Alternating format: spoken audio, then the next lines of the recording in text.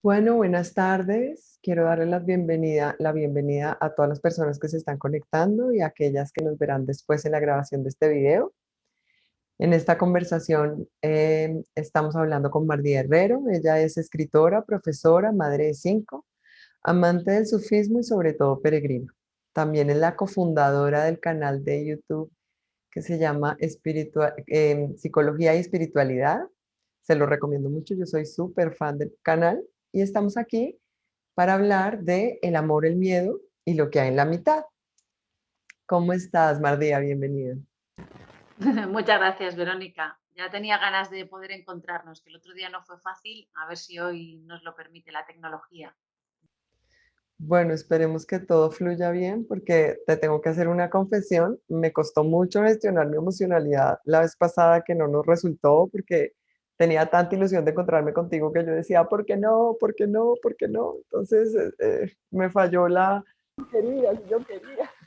No pasa nada. O sea, en el fondo siempre tenemos que estar gestionando nuestra aceptación de las cosas. Sí, Y en la tecnología, pues tienes esto. Que muchas veces se complica todo, ¿no? Nos facilita poder encontrarnos al otro lado del océano, pero a la vez nos dificulta a veces la manera de hacerlo, ¿no? Entonces, a ver si hoy, si Dios quiere, sí que podemos. con la ayuda de Dios hoy todo nos fluye bien. Mardía, la vez pasada que estuvimos intentando conversar, te planteaba que para mí lo que hay al otro lado del amor no es el odio, sino el miedo. La diferencia, lo contrario al amor está el miedo. Y quería preguntarte tú cómo ves esa dualidad. Bueno, vamos a ver, es un tema muy complejo, ¿no? Hay dos atributos divinos en el sufismo, hay dos atributos divinos que hablan de dos movimientos opuestos, contrarios. Uno es el que constriñe y otro es el que expande, ¿no? Estos dos atributos divinos, que son eso, que son opuestos, se ven muy bien en el origen de la vida, por ejemplo, ¿no? Cuando una mujer va a parir, antes de parir, en el parto, durante el parto, se produce lo que se llaman las contracciones. Y son contracciones que a la vez dilatan, ¿no? Hay contracción y hay dilatación del cuello del útero para que el bebé pueda salir, ¿no? Pues la creación tiene los dos elementos y tiene que jugar siempre con los dos elementos. Por ejemplo, hay una contracción a cierto nivel, ¿para qué? Para que un ser humano sea creado. ¿Dónde está 9 meses el bebé cuando se está gestando? Está en un espacio muy pequeño, ocupando el cuerpo de una sola mujer.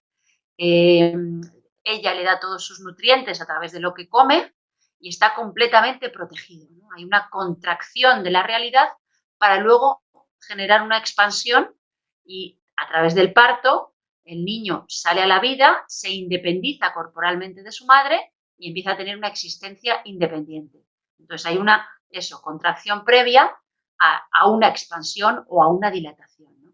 Pues este movimiento constante se da a lo largo de toda la vida y se da en toda la creación de manera continua. La clave es que esto tiene que estar equilibrado, ¿no? Hay un miedo en ese sentido que es parte de la contracción de lo divino. Hay una amiga que ha escrito, Urboreas se llama, ha escrito un libro que se llama La Sagrada Defensa. Y recuerdo que ella reflexionaba sobre una foto que encontró de una mujer siberiana que falleció congelada y que al fallecer congelada tenía a su bebé cogido en brazos, ¿no? Y entonces quedó así, quedó congelada con su bebé en brazos, pero ella estaba protegiendo a su bebé del frío. Es decir, estaba haciendo esa contracción de abrazarlo, intentando protegerlo de la vida. Hay una fase de la contracción que es protección, es un deseo de defender lo propio, ¿no? Igual que necesitamos un hogar y ese hogar tiene unos límites, es un espacio estrecho y es un espacio que nos pertenece a nosotros. En este caso, yo tengo un hogar con mi marido y con mis 5 hijos y tengo también encomendada la misión de cuidar a esos 5 hijos, ¿no? Y ahí hay que favorecer que haya una contracción de la realidad para que luego ellos puedan expandirse, ser libres y realizarse a la vez como seres humanos, ¿no? Entonces, este movimiento, la clave es que tiene que estar siempre en equilibrio. Si todo es expansión, es negativo. Si todo es contracción, es negativo, ¿no? Tiene que haber esta equilibrio constante. Esto dirás, ¿para qué explicamos esto de la contracción y la expansión? Pues tiene mucho que ver con esa dualidad entre el miedo y el amor. Hay un miedo, has visto en la película Inside Out, esta película de dibujos animados, en que el miedo tiene su papel. ¿Por qué? Porque el miedo protege nuestra vida, nos protege de que nos devoren el león en la sabana cuando estás en la sabana, o protege al niño, a tu hijo, si tú eres madre de un hijo, pues le protege de que no le pille un coche, y entonces le frenas, no dejas que se expanda en libertad, le frenas. ¿Para qué? Para que espere a que pase el coche antes de cruzar la calle. Entonces, hay un miedo que está ligado a una contracción divina, a esta protección sagrada o defensa sagrada de nuestros límites y de nuestra individualidad, y hay un miedo que es, por así decirlo, patológico, que se aliaría con el mal. Y este miedo que se alía con el mal es aquel que nos construye como individuos incapaces de abrirnos a los demás, ¿no? Esta incapacidad del ser humano de abrirse a los demás. Cuando digo abrirse a las demás personas, digo también abrirse a la realidad. Es decir, esta incapacidad en el fondo de vivir. ¿Por qué? Porque el camino espiritual, y ahí tiene mucho que ver el amor, el camino espiritual y la vida misma consiste en ir caminando poco a poco hacia la apertura paulatina de nuestro corazón. Es una apertura que se da poco a poco y que significa que vamos a ir haciendo pues un recorrido en el que nuestro corazón estará cada vez más abierto, cada vez más abierto, cada vez más abierto, expansión, expansión, expansión o amor, para ir acogiendo poco a poco cada vez más lo real, o ir desidentificándonos cada vez más de nuestro ego, ¿no? Dejando de ser para ser. Pero es un trabajo que se tiene que hacer muy poco a poco, con mucho tiento y siempre haciendo este equilibrio entre contracción y entre expansión. Es decir, es muy posible que si al niño no le enseñas unos límites, y unos límites que a veces tienen que ver con ese miedo, ¿no? Si no le enseñas unos límites, el niño pueda salir desbocado o pueda no tener miedo a nada, con lo que asuma muchos peligros en la vida, etcétera, etcétera, ¿no? Y por el otro lado, si todo es expansión, pues es muy fácil que caigas en lo que dice la Biblia, ¿no? En darle, ¿cómo se dice? Darle flores a los cerdos o algo así se llama. Es decir, es posible que caigas en un repartir, repartir y repartir, dar, dar, dar, amar, amar, amar, y caer en amar a alguien que no lo merece o que no tiene el momento concreto para recibir ese amor. Entonces hay que estar siempre equilibrando. Este juego es como una especie de ejercicio de orfebrería casi, ¿no? De discernimiento continuo entre cuándo es necesario poner el límite, ajustar el límite, y cuándo es necesario expandirse o abrirse o desplegar, ¿no? Desplegar la realidad, ¿no? Y el amor puede estar tanto en la contracción como en la expansión. Y paradójicamente el miedo puede estar tanto en la contracción como en la expansión. Yo los conocí a ustedes, a Rafa y a ti, los conocí en una entrevista con Mario Sabán. Y entonces, para mí esto es, lo que me estás contando, es lo que los cabalistas ven como el balance entre la misericordia y el rigor. Y lo que sostiene a estos dos conceptos en balance es el canal de la Aleph, y la Aleph es el uno. Entonces, para mí, la interpretación que le doy con esto que estamos hablando es que entre la misericordia, el dar, y el rigor también, que es un poco el deseo de recibir, lo que balancea estas dos esferas es la unidad. Entonces, así las cosas, para mí, tanto la expansión como la contracción en estos términos pueden ser por amor. Entonces, la contracción no sería tan equiparable al miedo, porque también, como tú dices, las dos pueden darse por amor o por miedo. ¿Qué hay detrás de tu expansión o de tu contracción? De tu dar y de lo que recibes, cómo lo gestionas, desde el amor o desde el miedo.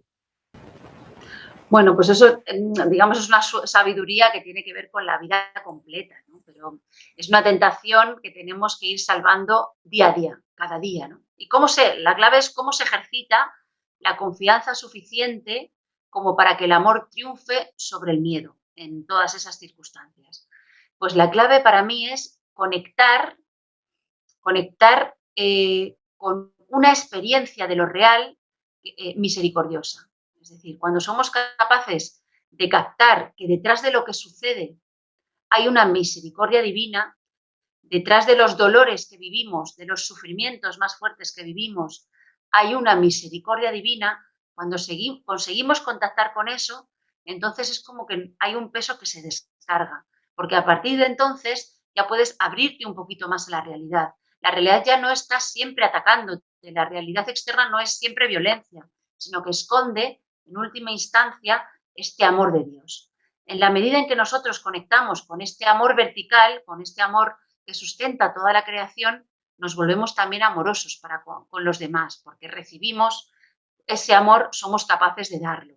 Pero para mí es totalmente necesario hacer esa experiencia de una misericordia que lo sostiene todo. Con esa misericordia, cuando aparecen los miedos, que inevitablemente van a aparecer, aparecen en nuestro día a día. O sea, yo cuando pienso en miedos ahora mismo, como soy madre de 5 niños pequeños, pues la mayoría de mis miedos tienen que ver con eso, ¿no? Con hoy saldrán al parque y se perderán.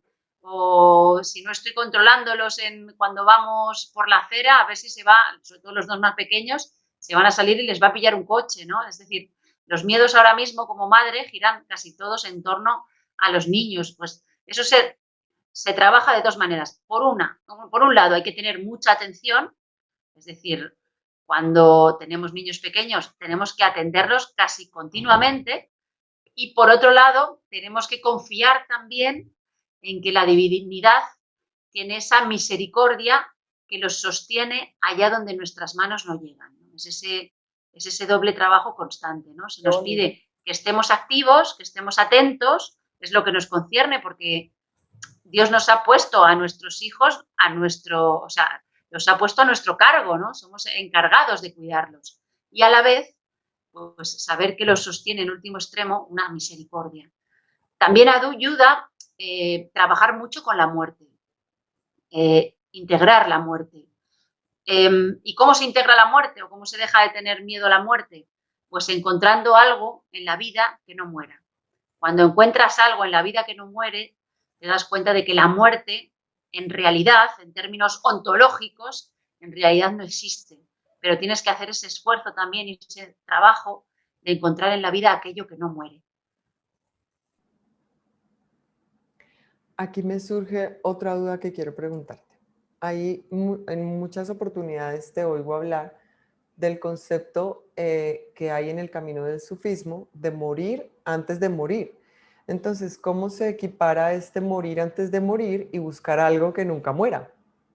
Eso es morir antes de morir significa abandonar todo lo ilusorio, o sea, estar por lo menos en el camino de ir abandonando todo lo ilusorio, porque cuando alcanzas lo real está conectado siempre con la eternidad.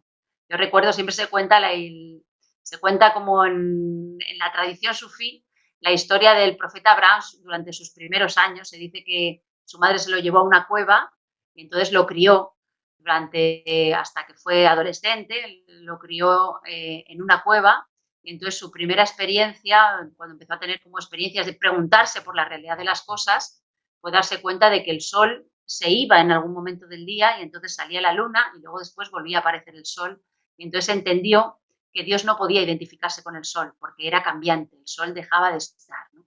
Y se dio cuenta de que tenía que ir un poquito más allá y encontrar algo que fuera más real, en el sentido de que fuera eterno, de que no cambiara según cambian los ritmos del día.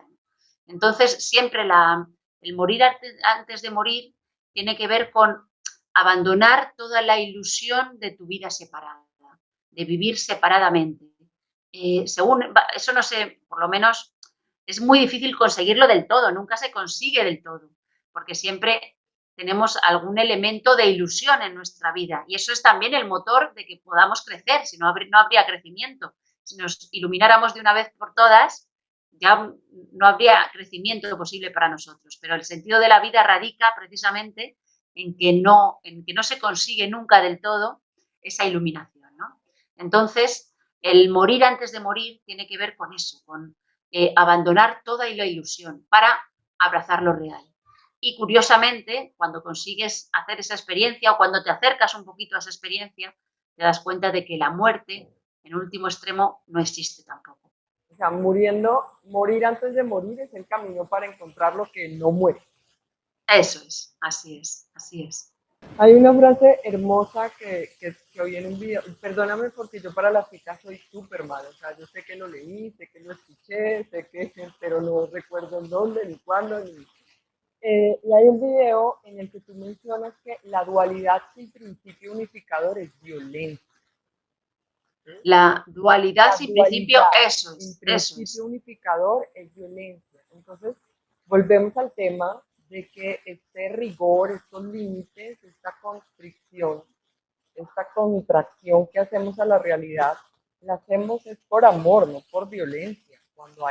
Cuando nos separamos del otro por el miedo, encontramos, encontramos que estamos trasladando nuestros miedos a una situación que nos aleja del amor, que nos aleja de la unificación y que por lo contrario como que nos exacerba ese sentimiento de estar separados, de la fragmentación, ¿no?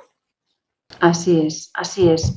El, todavía espiritual también, yo aquí iría como a los dos principales mandamientos, si sintetizamos, decía siempre Ibn Arabi, el gran maestro sufí del siglo XII-XIII, decía que había que hacer la síntesis en todas las cosas, había que hacer la síntesis, esto es hermosísimo, ¿no?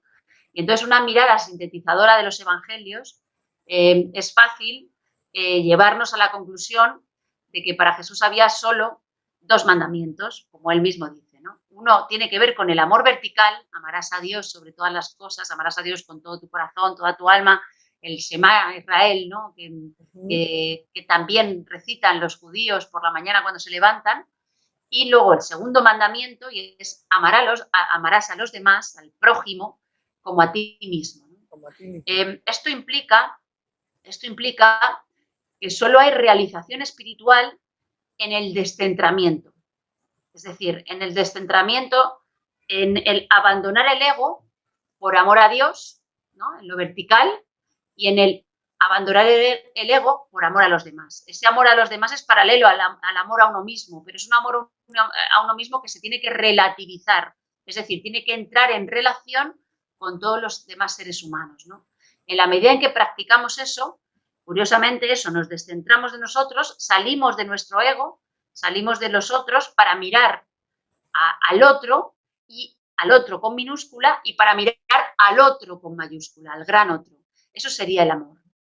Y ese es el ejercicio que consigue también que vayamos como abandonando lentamente el miedo o trascendiendo el miedo.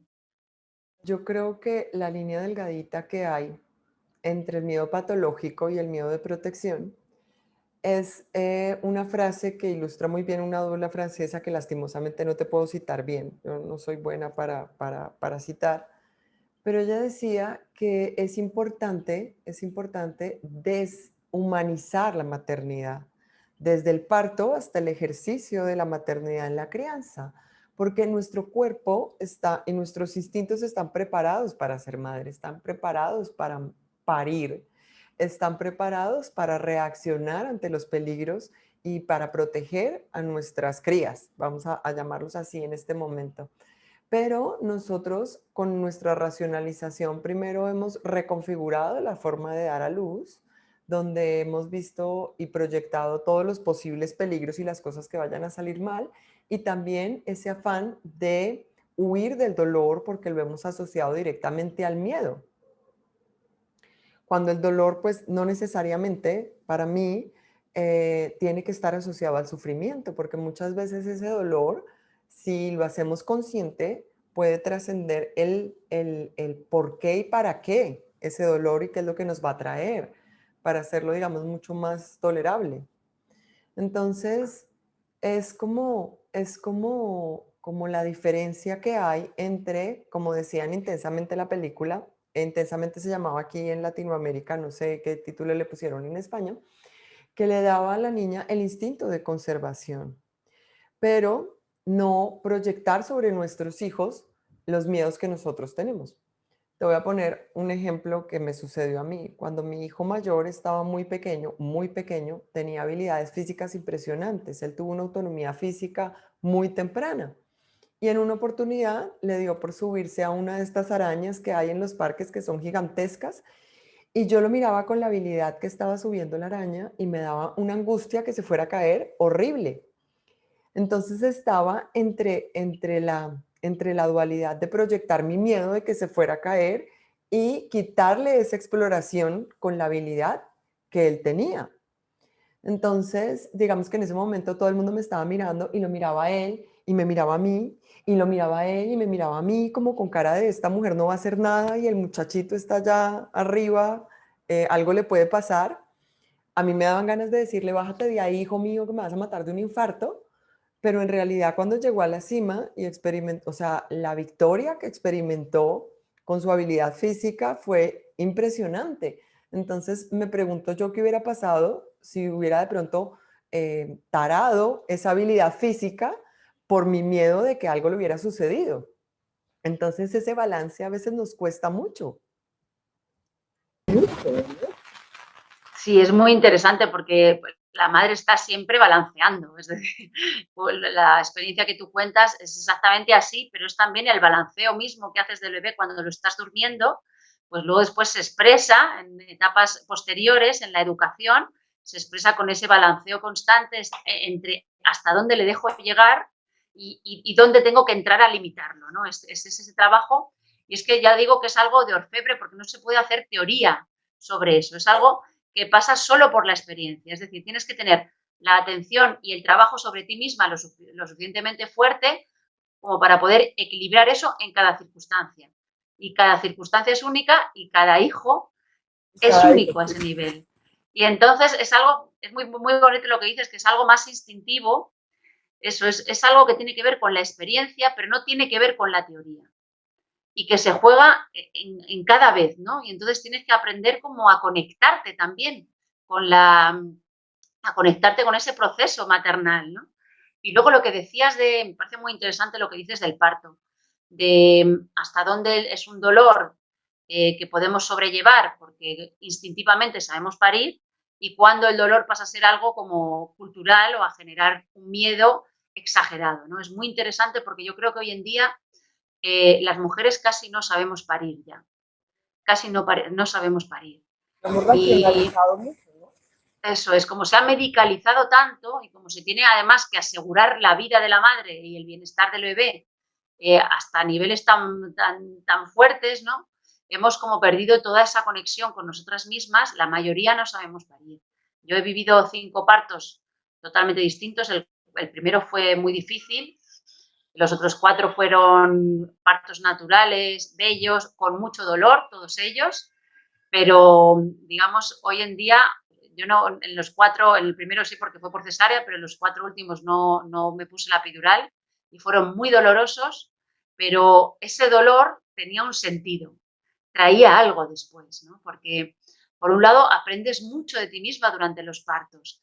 El dolor te obliga a respirar bien, te obliga a ponerte a favor de la circunstancia. Es un ensayo espiritual, un ejercicio espiritual brutal, porque si tú te pones a respirar adecuadamente y en vez de a resistirte a ese dolor, te pones a favor de la vida y a favor del dolor, entonces el dolor se hace cada vez más pequeño. El dolor se hace menor, no es que deje de doler, pero duele mucho menos. Pero es genial porque es un morir antes de morir también, lo que veníamos diciendo. ¿Por qué? Porque en el fondo, parir es partirse en dos. O sea, tu cuerpo se parte en dos, se rompe, o sea, es que es una cosa imposible y a la vez te partes en dos porque hasta ahora has sido una sola vida y desde el parto vas a ser dos vidas, es decir, va a haber una vida que se va a independizar de ti. Entonces es una muerte en toda regla, es un partirse en dos. Y tienes que hacer ese ejercicio, es muy fuerte, pero tienes que hacer instintivamente el ejercicio de asumir tu muerte. Y de hecho, casi la última respiración, el último empujón, tú sientes que se te va la vida con él. Y paradójicamente, cuando empujas por última vez, justo se va el dolor y viene el niño al mundo, ¿no? Cuando tú asumes que tu cuerpo se va a romper, dejas ya que se rompa, te pones a favor completamente de lo que está sucediendo, dejas de resistirte y entonces el bebé nace a la vida, ¿no? Es un proceso, o sea, es como una especie de metáfora perfecta de lo que es el proceso de la vida espiritual, ¿no? El proceso de un parto. Claro que sí, es hermoso. Y nos llena de herramientas también. Así es. Y es que es también, como metáfora sirve perfectamente el parto, pero la mayoría de las cosas, de las aperturas o de las emergencias que suceden en nuestra vida espiritual vienen después de un proceso doloroso.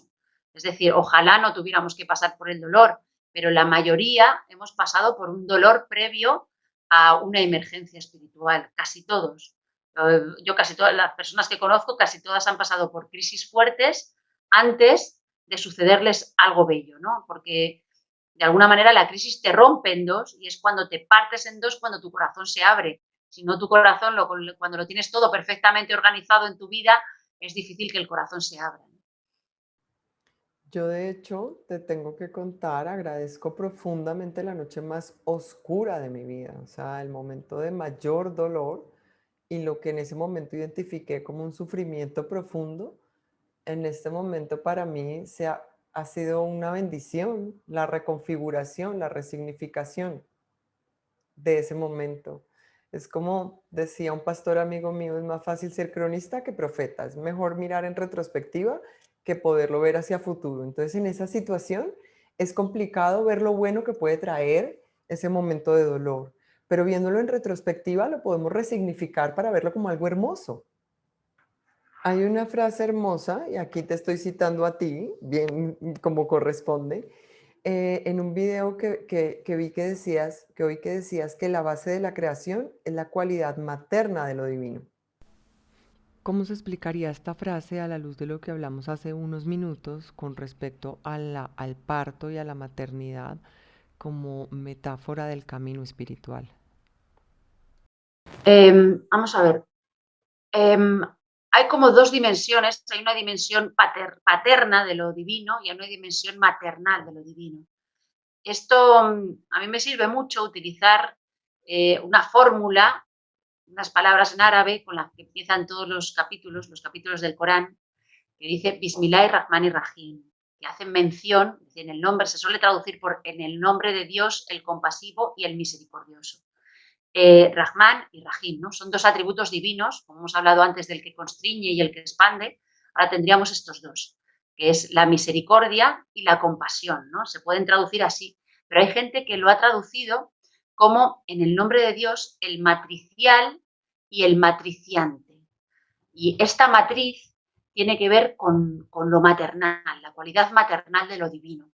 ¿Qué es la cualidad maternal de lo divino? Bueno, pues es, de hecho, la raíz RHM en árabe tiene que ver también con útero o matriz. Bien, es decir, que es la misma, se refiere a la misma raíz que se refiere a la compasión o a la misericordia, se refiere también a la matriz o al útero materno. Y entonces, la clave para saber esto es que hay en la creación una voluntad amorosa que nos sostiene. ¿Y nos sostiene cómo? Como una matriz que lo entrelaza todo. Yo a veces me gusta utilizar los mitos grecolatinos de la mujer hilando, como por ejemplo Penélope, o como por ejemplo Ariadna, la diosa Ariadna. Penélope teje un jersey por el día, desteje el jersey por la noche durante 20 años para no perder la esperanza del regreso de su marido Ulises, ¿no? Este tejer, que es constante en toda la mitología de todas las tradiciones, nos habla de esta cualidad maternal de lo divino, como un tejido que lo entrelaza todo, que lo une todo y que nos sostiene como el abrazo de una madre infinita, por así decirlo. Y entonces sostiene la realidad y todo lo que nos sucede en aras de ese amor, nos sucede por esa misericordia. Hay una frase que me parece súper bonita, que yo lo venía trabajando muchísimo en mis sesiones y luego cuando te oí a ti hablando del tema me sentí como alucinada y es la diferencia entre el símbolo y el diablo.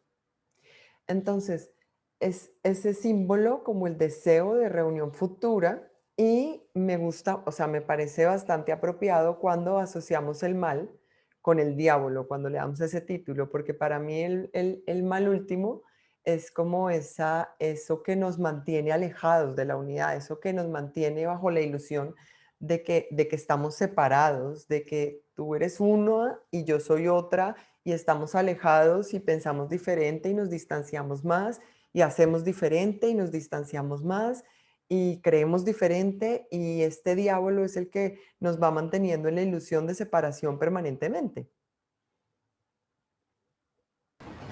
Sí, así es. El simbolón griego es muy hermoso porque era una especie de amuleto que se partía en dos cuando dos personas que se querían se iban a alejar durante un tiempo, ¿no? Entonces era un solo amuleto, una unidad que se partía en dos por la lejanía de las personas, pero estas personas portaban una parte de ese símbolo completo.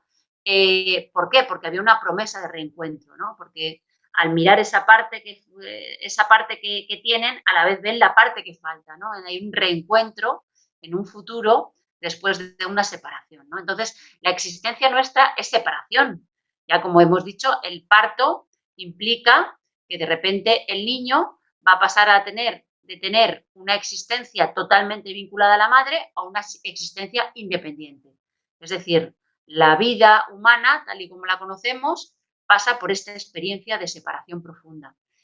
Pero hay siempre un hilo, y ahí volveríamos al tema de la matriz, hay siempre un hilo que de alguna manera nos va tirando de nosotros para volver a unificarnos. Y ese hilo está en lo que nos sucede, está en las experiencias de amor que tenemos, incluso está detrás de las experiencias dolorosas que vivimos, ¿no?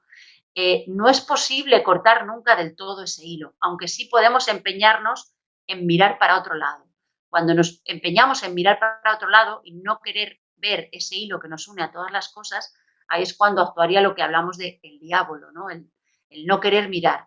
Pero incluso aunque no queramos mirar, aunque nos empeñemos en que no hay una unidad última, aunque estemos empeñados en la violencia, en la separación, no podemos dejar de pertenecer nunca a ese hilo. Entonces, al final el mal es algo que nos infligimos solo nosotros a nosotros mismos, ¿no? Porque el hilo no se puede cortar. En último extremo no podemos cortarlo nunca. Caeríamos en el nihilismo, pero es un nihilismo que nos afecta solo a nosotros, que nos autodestruye.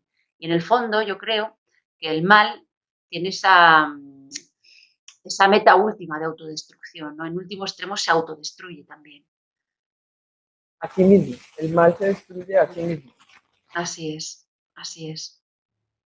Entonces, cuando hablo de amor y miedo en estos términos, me refiero como al amor, eso que nos da la fuerza para buscar esa unidad por encima de todas las cosas, que siempre triunfe la unidad por encima de cualquier otra cosa. Y el miedo lo que refuerza esa ilusión de separación, ya salvando lo que hemos hablado de el miedo de protección, el miedo instintivo que nos lleva a nuestra sobrevivencia y a la protección de las cosas que amamos. Pero ese miedo es como ese engaño que tenemos de estar alejados cada vez más. Porque en el fondo es una ilusión de separación, o nos trae una ilusión de separación. Entonces, creo que lo que hagamos para volver a esa unidad, así sea por la vía del rigor o por la vía de la misericordia y el dar, siempre será desde el más puro amor, no importa qué es lo que tengamos que aplicar o cómo tengamos que balancear, cómo tengamos que hacer esa ecuación. Pero me parece curioso como tú decías que en algunas oportunidades esta expansión, este dar y dar y dar, también puede provenir del mismo miedo. Y también me parece curioso cómo muchas veces nos aferramos al símbolo para separarnos aún más. Nos aferramos a la promesa de reunión para mantenernos separados de otros seres humanos y en lugar de pretender unirnos, nos aferramos al símbolo como, valga la redundancia, no sé de qué otra forma decirlo, como símbolo de separación. Entonces, muchas veces, apegándonos al símbolo, creamos más miedos, más identificaciones falsas y nos mantenemos más en la ilusión de la separación. Sí, es muy hermoso lo que dices, sí, porque esto es lo que suelen decir, ¿no? De que hay gente que en vez de mirar a la luna que apunta el dedo, se queda mirando al dedo que apunta, ¿no? Ese sería, el símbolo siempre se refiere a otra cosa. El símbolo es y no es, vela y revela, pero no es en sí mismo, ¿no? El problema es cuando nos quedamos en el dedo. Y aquí caeríamos en la idolatría o en el dogmatismo. Es muy fácil caer en el dogmatismo, en la idolatría, y, y yo creo que el miedo del que hablas a lo largo de esta tarde tiene que ver con eso, con ese aferrarnos a una idolatría, en esa incapacidad para abrirnos al misterio, a lo que está más allá de aquello que tenemos muy seguro, que tenemos ya conformado perfectamente en nuestro pensamiento, que tenemos completamente controlado en nuestra vida, ¿no? Y esto tendría que ver eso, es coger el dedo en vez de coger la luna, la que apunta el dedo. Y, y entonces convertimos el símbolo en un ídolo. Es muy hermoso porque todos los profetas de toda la línea profética de la tradición judio-cristiana, en el fondo todos los profetas han venido a decir lo mismo. Han venido a luchar contra la idolatría y a devolvernos este Dios uno, este Dios que está más allá de todas las imágenes o todos los símbolos que podamos construir de él, ¿no? Entonces, es un juego que nos llama diariamente, es algo que tenemos que hacer cada día, porque cada día estamos tentados por dogmatizar las cosas, por fijar las cosas, ¿no? Por literalizar las costumbres. Y a la vez, el camino espiritual pasa también por utilizar esos símbolos como soporte de o como camino a, pero no fin nunca en sí mismos. Y, y es que es muy interesante todo lo que estás planteando hoy, porque son trabajos diarios, ¿no? Es como una lucha diaria que tenemos que hacer. Nos levantamos por la mañana y continuamente nos tenemos que enfrentar a un montón de situaciones que nos llevan o a la idolatría o a la conciencia de la unidad, ¿no? Es muy interesante esto. Muy retadores a cada paso. Porque incluso nos aferramos, muchas veces nos aferramos al escrito del profeta para defender y crear una ideología y una interpretación personal. Y luego si a ti te habla más, te llega más al corazón otras palabras, la misma revelación dicha en otras palabras, lo que hacemos es generar un debate inútil en lugar de como volver a la unidad que el profeta está planteando. Es como, para mí es como la figura de que tenemos una escritura de una tierra, entonces a mí me prometieron esta tierra y tengo aquí la escritura y me aferro a la escritura y la mando enmarcar y no dejo que me la toquen, y la escritura donde dice que la tierra me pertenece, la vuelvo sagrada y la tierra la dejo que se enmonte y que crezca llena de maleza y que la maleza enraíce, y no cuido la tierra misma, sino que cuido la escritura que dice que esa tierra me pertenece. Entonces, me quedo en el símbolo, pero finalmente en la sustancia no, no pongo la atención suficiente ni debida. Así es. Además vivimos en una época, o sea, en una época que pone al descubierto pues, toda la globalidad, ¿no?, de las cosas y que nos pone en relación con culturas totalmente distintas continuamente.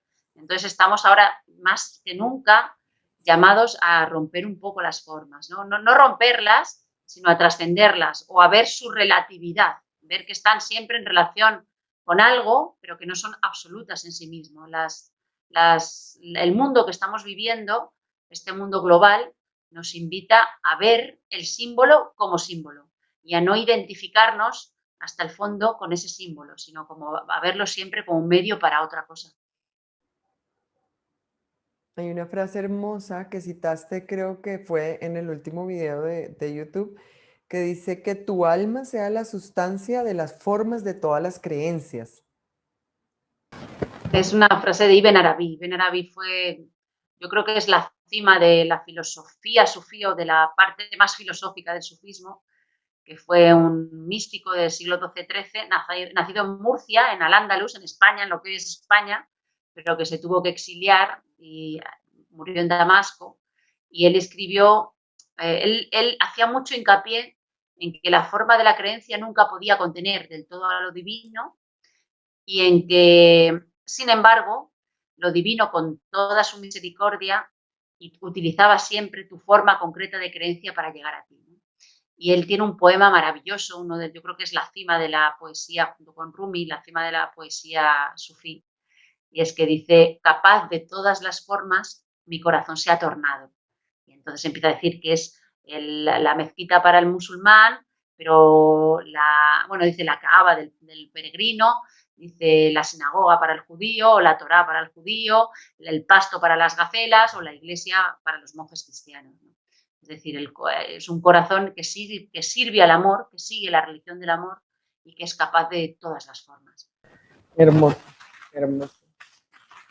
Bueno, Mardía, cuéntame, para finalizar, ¿por qué peregrina? ¿Qué te hace peregrina? ¿Por qué te consideras peregrina?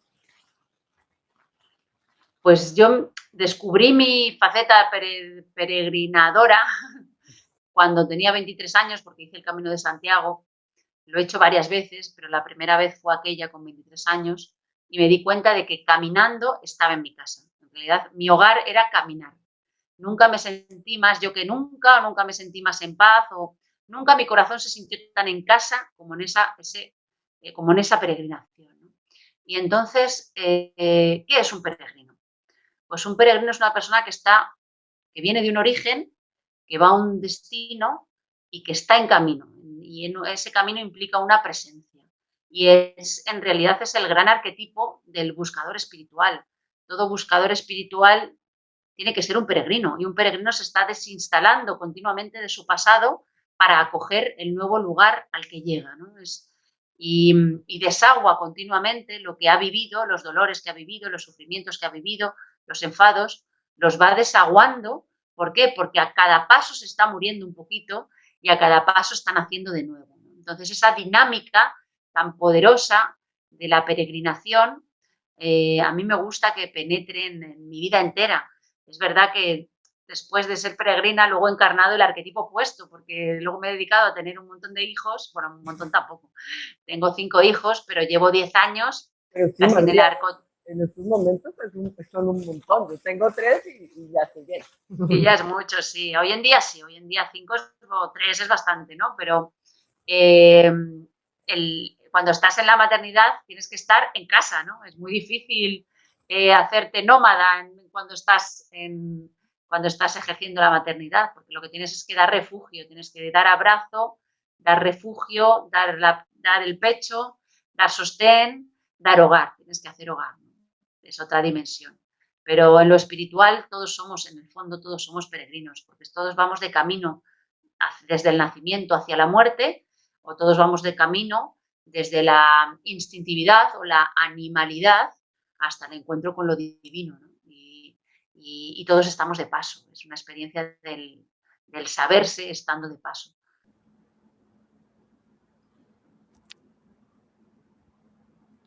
Pero también me parece hermoso porque los hijos se vuelven un camino en sí mismo. Tienes que recorrer una distancia, tienes que seguir, tienes que avanzar. Es un paisaje que cambia permanentemente. Ellos crecen y todos los días se presenta un desafío diferente. Por más de que en el espacio físico sea de refugio y estés como en tu casa para brindar esa protección, estás en una peregrinación, porque todos los días tus paisajes son diferentes, hay subidas que son más empinadas que otras, hay retos que son más complejos y también hay pasajes que solamente son de éxtasis y de contemplación a través de los hijos, ¿no? Así es preciso lo que dices, ¿no? Porque a lo mejor tú no peregrinas, tú estás en tu casa acogiendo, pero ellos son pura peregrinación, porque no tiene nada que ver el bebé de recién nacido con el bebé de 2 meses, ni el bebé de 2 meses con el bebé de 1 año, ni el bebé de 1 año con el bebé de 2, ni el niño de 2 con el niño de 3. Y entonces, como están cambiando ellos continuamente, pues tú también estás peregrinando todo el rato estás dejando que se muera lo que el niño fue ayer y estás acogiendo lo que el niño viene a ser hoy. Entonces, Y así es, tú esa es como una experiencia mamá de peregrinación. eres otra totalmente diferente, porque no solo por la edad, sino no es el mismo el niño con la niña y el temperamento explosivo. Yo tengo, mis dos hijos mayores son tranquilos, calmados, dóciles, y mi hija menor es súper explosiva, ¿no? Yo le digo terremoto y me dicen, ay, no, no le digas así. Le digo, pues que nada queda igual por donde ella pasa. O sea, algo se Nada, queda transforma, ¿no? igual. Entonces, pues también es un reto caminar tú caminas por 5 caminos diferentes al mismo tiempo, ¿no? Estás dando pasos diferentes por 5 caminos diferentes todo el tiempo, maravilloso, hermoso. Así es una aventura, es verdad, es una aventura preciosa. Y tú misma tienes que estar cambiando también. O sea, genera también una apertura muy fuerte en ti porque ellos te vienen a romperte todo el rato la cabeza, a enseñarte tus sombras, a hacerte, pues son grandes entrenadores espirituales los hijos también. Sí, yo creo que son las personas que más fácil te muestran tus miedos a la cara. En dónde estás proyectando y desde dónde estás haciendo las cosas con ellos. Y creo que es un cuestionamiento que nos hacen los hijos todos los días. Entonces es como el cuestionamiento que hacíamos al principio de la conversación, que siempre tenemos que estar balanceando la protección con la expansión y balanceando estas dos cosas es donde tenemos que cuestionarnos a nosotras mismas nuestros miedos permanentemente. Sí, así es, así es.